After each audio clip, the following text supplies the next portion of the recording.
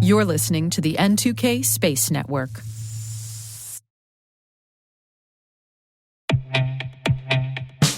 And now, a message from Black Cloak. Did you know the easiest way for cyber criminals to bypass your company's defenses is by targeting your executives and their families at home? Black Cloak's award-winning digital executive protection platform secures their personal devices, home networks, and connected lives.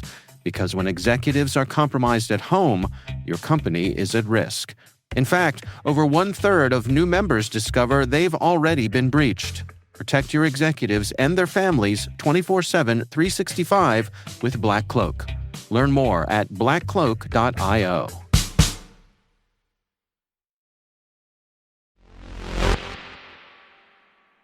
Today is March 7th, 2025. I'm Maria Varmazis, and this is T-Minus. T-minus 20 seconds to LOS T-Drift. Go for deploy. Roger roll.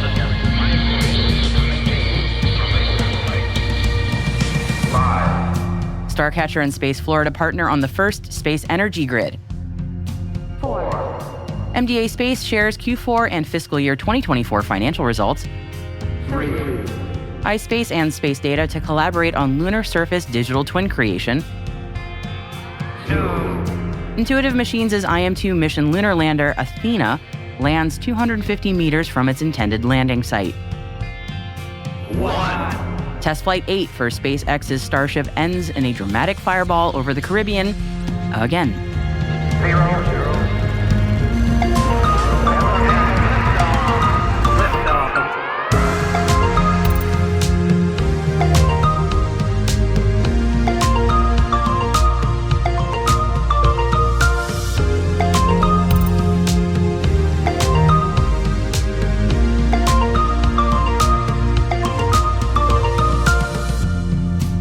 And it's Friday, so that means our partners at nasaspaceflight.com bring us the weekly space traffic report. They'll share details on all the launches from the last 7 days and take a look at what's to come in the next week. Stick around for that later in the show.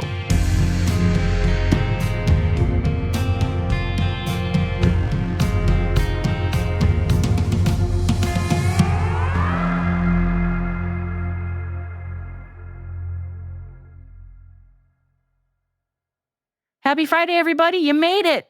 We have a lot of information to unpack from a busy 24 hours in the space industry. So let's dive into today's Intel briefing, shall we? And we're starting with the 8th test flight of SpaceX's Starship rocket. It got off to a great start. The launch looked flawless. The amazing Mechazilla arms caught the returning Super Heavy booster, and then a repeat of Flight 7, and the Starship exploded less than 10 minutes into the flight.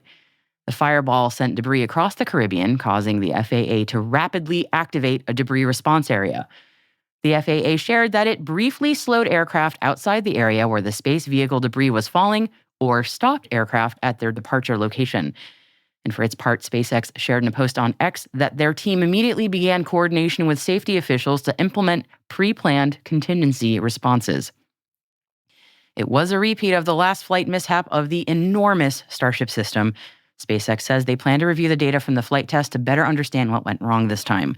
The company was already working on a mishap investigation into what caused the earlier incident, but was allowed by the FAA to proceed with the 8th flight test before completing the inquiry. We are just glad that no one was caught in the debris field, and we hope that the cleanup operation is quickly assembled. And hate to be cliche here, but yeah, space is hard. SpaceX isn't the only company scrambling to find out what went wrong with their mission yesterday. And yeah, like you, our team was all tuned in to watch Intuitive Machines' IM2 mission attempt to land on the moon. And if you were tuned in like we were, no doubt you too were scratching your heads, kind of like the team at Mission Control in Houston, wondering what was the fate of the lunar lander Athena. At a press conference held later in the day by NASA and Intuitive Machines, we got this update. Well, good afternoon, everybody. Any time that you ship a spacecraft to Florida for flight and end up a week later operating on the moon, I declare that a success.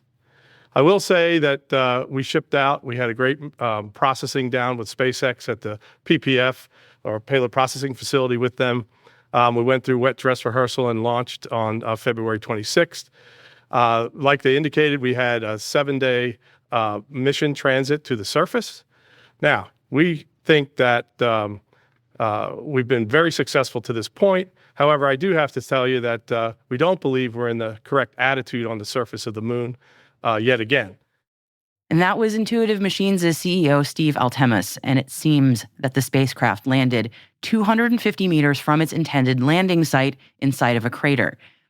Intuitive Machines were quick to state that although Athena did not land where they intended, this was the southernmost lunar landing and surface operations ever achieved. A follow-up press release from the company explained that images downlinked from Athena on the lunar surface confirmed that the spacecraft was on its side. After landing, mission controllers were able to accelerate several program and payload milestones, including NASA's Prime 1 suite, before the lander's batteries depleted. With the direction of the sun, the orientation of the solar panels, and extreme cold temperatures in the crater, Intuitive Machines says it does not expect Athena to recharge. The mission has now concluded, and teams are continuing to assess the data collected throughout the mission. But it is not all doom and gloom, everybody. This southern pole region has been avoided due to its rugged terrain and limited direct communication with the Earth up until now. And so Intuitive Machines believes the insights and achievements from IM2 will open this region for further space exploration.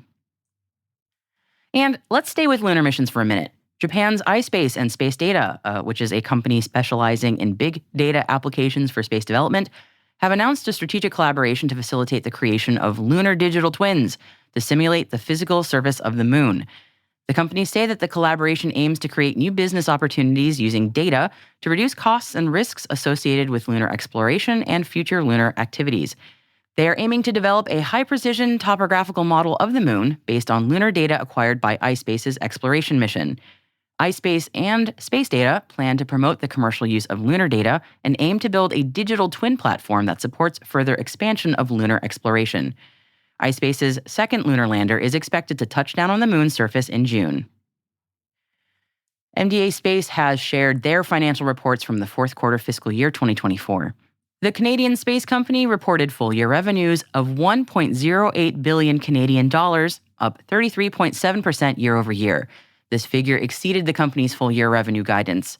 The company says that it has a solid backlog of approximately $5 billion and is well-positioned to deliver another successful year in 2025.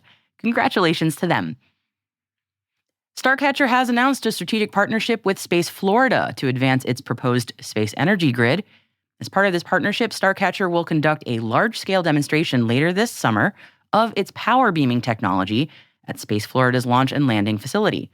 Starcatcher says this demonstration will serve as a critical proof point for the technology, accelerating the development of an operational space power grid and driving adoption among satellite operators. And we will be speaking to Starcatcher CEO Andrew Rush on this show in the coming weeks, so be sure to join us for more on their planned space-based energy grid on our Deep Space show airing March 22nd. Mark your calendars.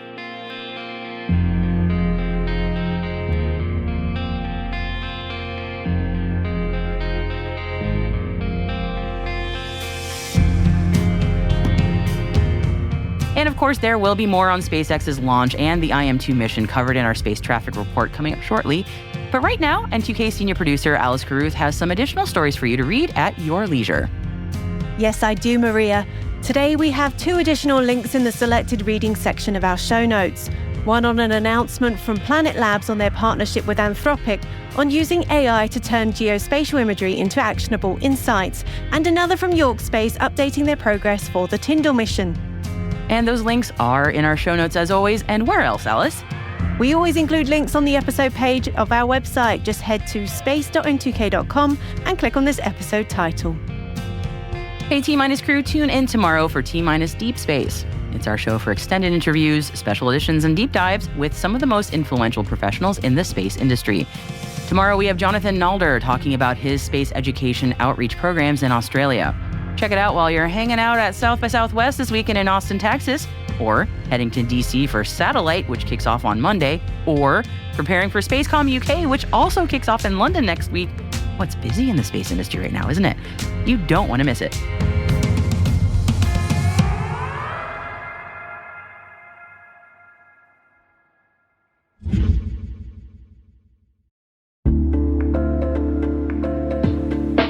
Hey everybody, Dave here. Have you ever wondered where your personal information is lurking online? Like many of you, I was concerned about my data being sold by data brokers.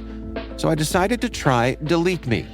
I have to say, Delete Me is a game changer. Within days of signing up, they started removing my personal information from hundreds of data brokers.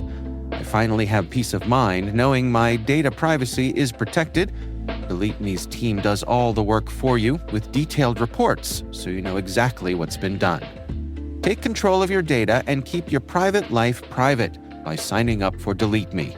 Now at a special discount for our listeners. Today, get 20% off your Delete Me plan when you go to joindeleteme.com/N2K and use promo code N2K at checkout. The only way to get 20% off is to go to joindeleteme.com/N2K and enter code N2K at checkout. That's joindeleteme.com/N2K, code N2K.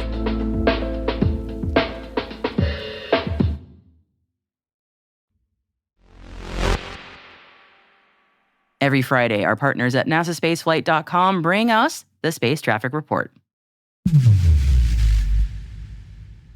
I'm Alicia Siegel for NSF, and this is your weekly space traffic report for T-Minus Space. We're starting off the week on Mars. Okay, maybe not on Mars, but 884 kilometers from its surface, because that is where NASA's Europa Clipper spacecraft flew by the red planet on March 1st at 1757 UTC. It was only a short encounter as the spacecraft whizzed past the planet at 24.5 kilometers per second. Now, the reason for this flash visit was so that it could use the Martian gravity to change its trajectory around the sun. As the spacecraft passed by, Mars's gravitational pull slowed down Europa Clipper's velocity by 2 kilometers per second. This move is therefore known as a gravity assist. Europa Clipper is now on a trajectory to pass by Earth in December 2026 for another gravity assist that will put it on a path to intercept Jupiter's orbit in April of 2030. While it'll take years before Europa Clipper gets to study the Jovian moon, mission scientists took the Mars flyby as an opportunity to test the spacecraft's thermal imagers and radar instrument.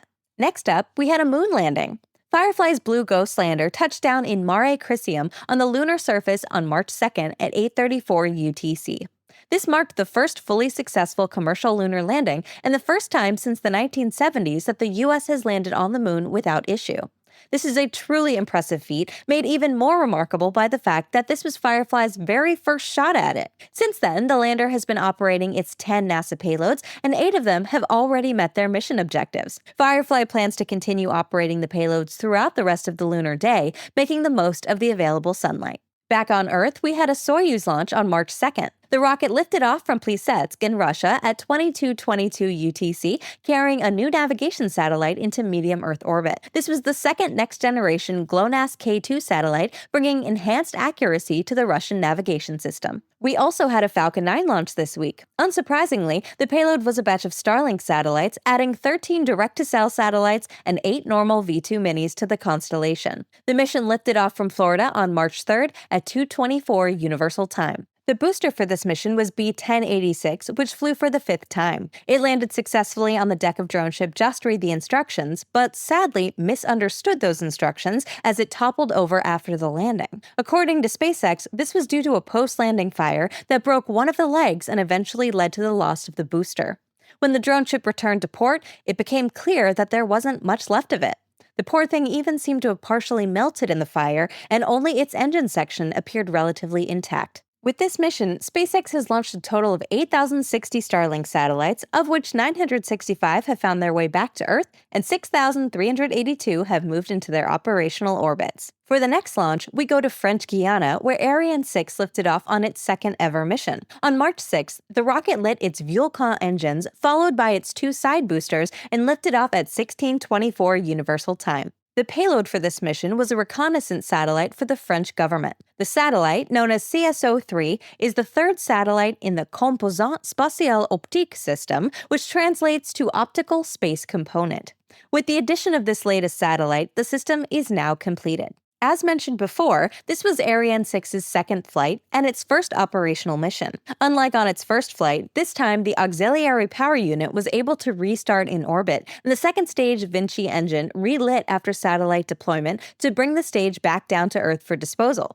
This is an ability that the cryogenic upper stage for Ariane 5 did not have, and a burn that failed on the first flight of Ariane 6.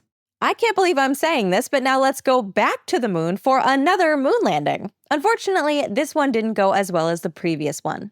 This was the IM2 mission from Intuitive Machines, which launched last week, whose lander, named Athena, attempted to land on the lunar surface on March 6th at around 1730 UTC, but a confirmation of successful landing did not follow. Instead, there seemed to be confusion in mission control about the lander's orientation and whether its engine was still firing. It was later confirmed that the lander did not end up on the lunar surface in its correct attitude.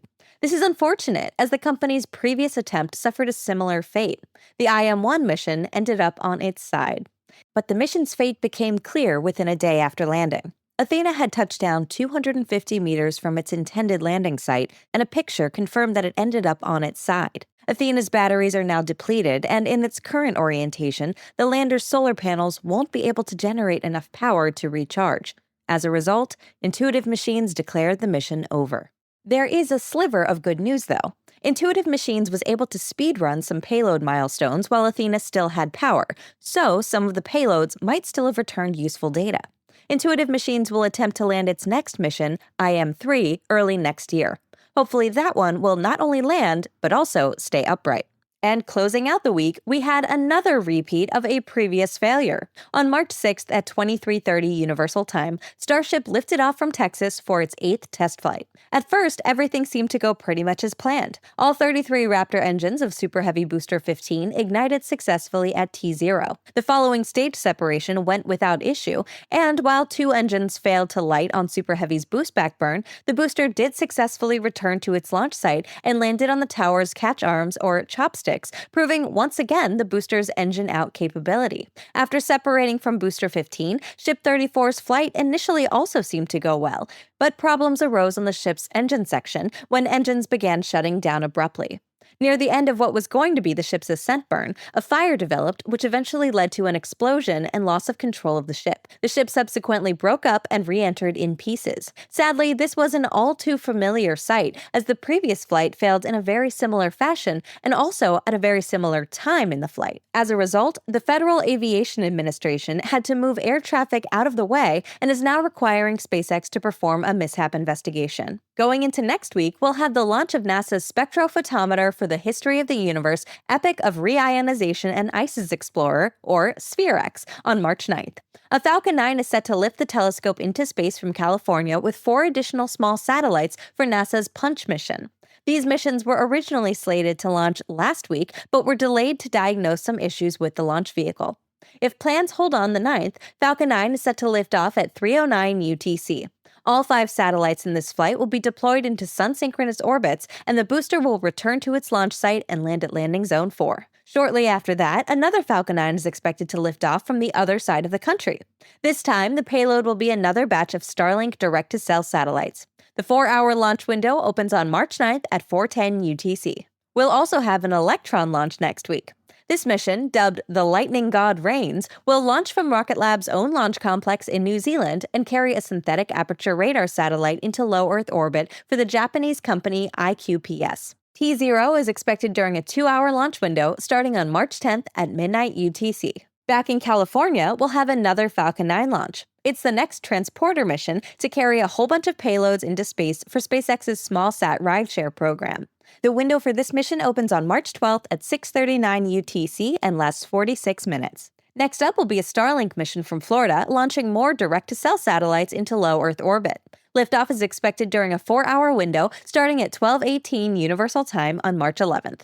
Now back to Mars for another flyby. Yes, we just had one last week, but this time it'll be for the European Space Agency's Hera mission. The spacecraft is on its way to asteroid Didymos and its companion Dimorphos, but to get there, it'll have to swing by the red planet on March 12th. Hera will make its closest approach to Mars at 12:50 UTC at roughly 5,000 kilometers from the planet's surface. What's more, it'll pass even closer to the Martian moon Deimos at a distance of 1,000 kilometers. Back on Earth, NASA and SpaceX are getting ready for the Crew 10 mission. NASA astronauts Anne McClain and Nicole Ayers, JAXA astronaut Takuya Onishi, and Russian cosmonaut Kirill Peskov are scheduled to ride Dragon to the ISS on March 12th. Liftoff is set for 23:48 UTC from Launch Complex 39A at the Kennedy Space Center. And wrapping up the week, we'll have another Starlink mission on March 13th. This launch will be conducted from the Cape during a 4-hour window opening at 2027 Universal Time. I'm Alicia Siegel for NSF, and that's your weekly space traffic report. Now back to T-Minus Space.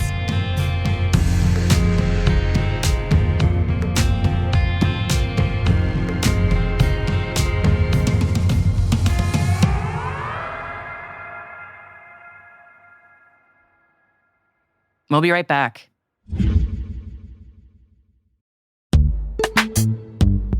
Cyber threats are more sophisticated than ever. Passwords, they're outdated and can be cracked in a minute.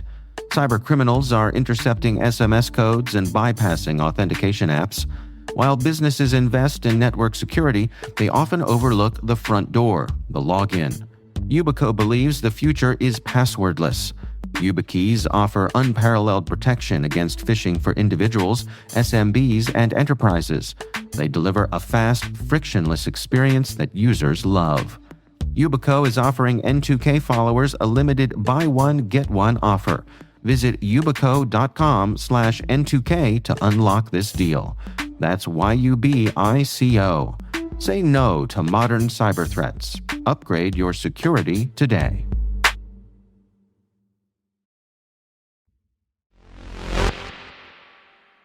Welcome back.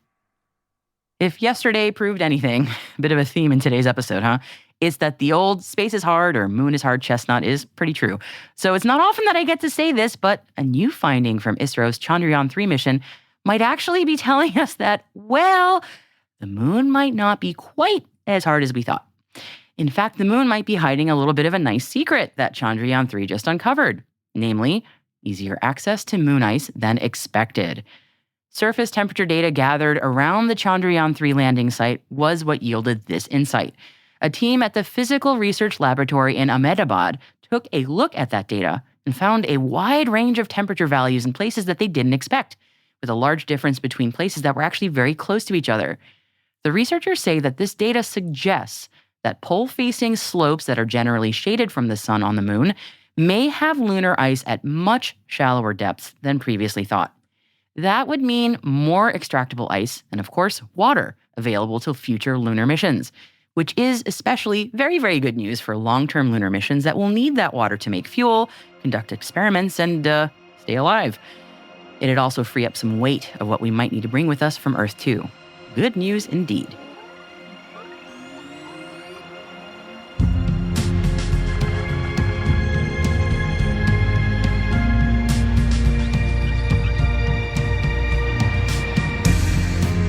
And that's it for T-Minus for March 7th, 2025, brought to you by N2K Cyberwire. For additional resources from today's report, check out our show notes at space.n2k.com. We'd love to know what you think of this podcast. Your feedback ensures that we deliver the insights that keep you a step ahead in the rapidly changing space industry. If you like the show, please share a rating and review in your podcast app. Please also fill out the survey in the show notes or send an email to space@n2k.com. We're privileged that N2K Cyberwire is part of the daily routine of the most influential leaders and operators in the public and private sector, from the Fortune 500 to many of the world's preeminent intelligence and law enforcement agencies. N2K makes it easy for companies to optimize your biggest investment, your people. We make you smarter about your teams while making your teams smarter. Learn how at n2k.com. N2K's senior producer is Alice Caruth. Our producer is Liz Stokes.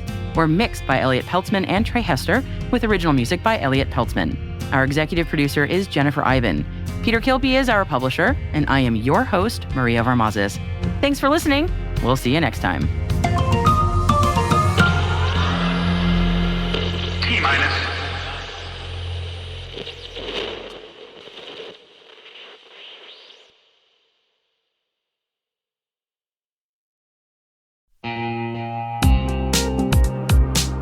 Cyber threats are evolving every second, and staying ahead is more than just a challenge, it's a necessity. That's why we're thrilled to partner with ThreatLocker, the cybersecurity solution trusted by businesses worldwide. ThreatLocker is a full suite of solutions designed to give you total control, stopping unauthorized applications, securing sensitive data, and ensuring your organization runs smoothly and securely. Visit threatlocker.com today to see how a default deny approach can keep your company safe and compliant.